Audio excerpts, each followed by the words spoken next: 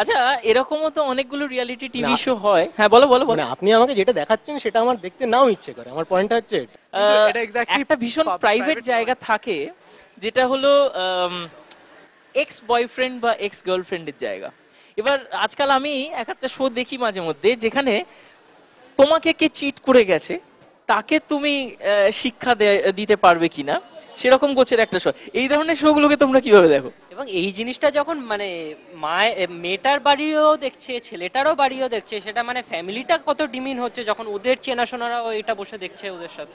তোমার কি মনে হয় না যে সকলের সামনে, আমি কেউ ধরো তোমার সঙ্গে কেউ একটা চিট করে গেছে, তুমি তাকে সকলের সামনে হিউমিলিয়েট করছো, সেখানে তোমার একটা মানে কি বলবো, একটা স্যাটিসফ্যাকশনের জায়গা থাকছে? তুমি কি ওর থেকে কোনো ডিফারেন্ট নও? ও তোমাকে কিছু করেছে বলে তোমাকে ওকে এক্স্যাক্টলি ওই জিনিসটা করতে হবে? আজকাল কি মানে পার্সোনাল লাইফ বলে আজকাল কিছু নেই, এভরিথিং ইজ অন স্ক্রিন। দেন আগে তো একটা চলতো না কি, ইমোশনাল অত্যাচার বলে? হ্যাঁ, আমি ওটাতেই আসতে যাচ্ছি। Terrible, what is this? না, টোটালি স্ক্রিপ্টেড।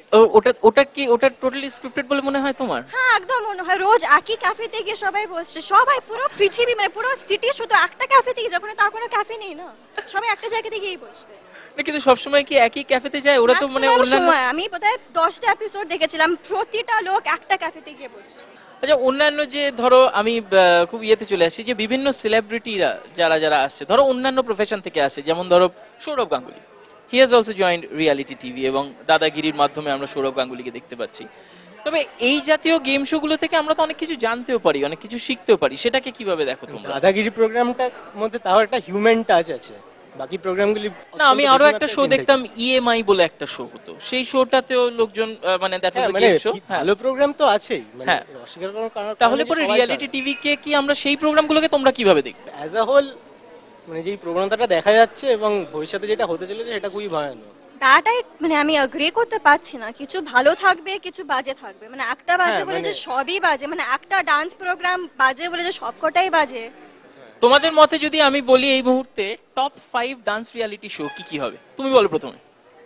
আচ্ছা, টপ 5টা একটু বাড়াবাড়ি হয়ে যাচ্ছে, টপ 3। টপ টপ 1 বলতে পারি, মানে একটা আমি দেখতাম আগে, ডান্স ইন্ডিয়া ডান্স বলে কি একটা হতো, হুম। তো ওটাই আর কি আছে। কেন ডান্স ইন্ডিয়া ডান্সে তোমার কেন মনে হয় না যে ওটা স্ক্রিপ্টেড? স্ক্রিপ্টেড, ডেফিনেটলি স্ক্রিপ্টেড নয় এমন কোনো রিয়ালিটি টিভি আছে? আচ্ছা, ওটা তোমার ভালো লাগতো কেন? সবাই নাচছে বলে।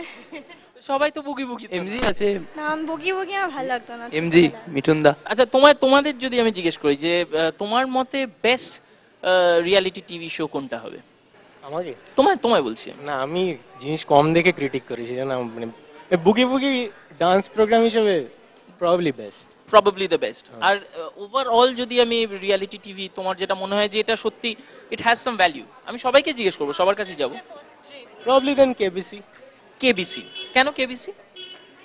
বিকজ প্রোগ্রামটার একটা আলাদা চার্ম ছিল, প্রোগ্রামটা একটা আলাদা অ্যাট্রাকশন ছিল, and it was very new এবং এটা হিউম্যান টাচও ইন আছে। Indian phenomena. এটা হিউম্যান টাচও আছে। হ্যাঁ, প্রবাবলি, হ্যাঁ, ওই অমিতাভ বচ্চনের যে ওয়ার্মথটা সেটা প্রচন্ড পরিমাণে ফিল করা যায়। হ্যাঁ, এবং তার সঙ্গে সঙ্গে বিভিন্ন যারা পার্টিসিপেন্টসরা আসছেন তাদেরও মনে হয় যে তাদের ব্যাকগ্রাউন্ডটা নিয়ে, এবার এই যে ব্যাকগ্রাউন্ডটার কথাটা উঠলো, হ্যাঁ, তাহলে এবার পরের দিকে সেটা প্রথমে ছিল, কিন্তু পরের দিকে যেন সেটা একটা ক্লিশে হয়ে গেল, মানে সবাইকেই এসে বলতে হবে কিছু, মানে প্রত্যেকটা ব্যাপারই অত্যন্ত কি বলবো স্ট্রাকচারাল হয়ে গেল, Overdone প্রবলেমটা হয়ে গেল। সেখানে, হ্যাঁ, ওভারডান হয়ে গেল। আচ্ছা, তুমি কি বলছিলে মাস্টার শেফ?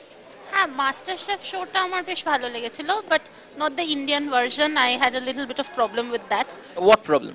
কারণ কি প্রচন্ড বেশি ব্যাকগ্রাউন্ডটার উপরে এমফাসাইজ করা হতো এবং বলা হতো যে আমি যে কন্টেস্টেন্টটা জিতলো, I have nothing against her, I really liked her recipes and everything, সে তার 16 বছরের চাকরি ছেড়ে একটা শো করতে এসেছে, সেটা তার পার্সোনাল চয়েস, সেটা তার পার্সোনাল স্যাক্রিফাইস। সে করতে যখন এসেছে তখন তো সে জানতো যে সে তার 16 বছরের চাকরি ছেড়ে এসেছে, সে জিততেও পারে হারতেও পারে।